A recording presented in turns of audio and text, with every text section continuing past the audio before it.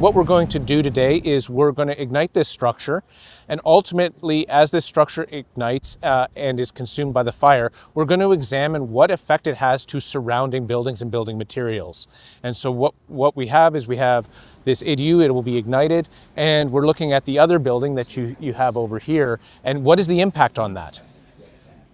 This structure has combustible siding, and so it doesn't have a 1 hour fire rating on its wall cladding. So other structures that I can show you will be made of the same siding material, but will have a layer of drywall or gypsum behind it that gives the wall the 1 hour fire rating that will make it compliant with Part 7 of the California Building Code.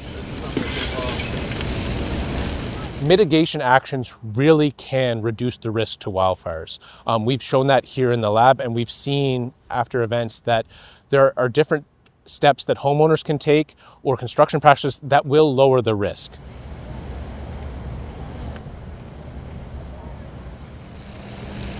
Last week, we ran the winds at about 35 miles an hour constant, so they were 35 miles an hour all throughout the test. And for today's test, the wind speeds were fluctuating between 35 and 55 miles an hour.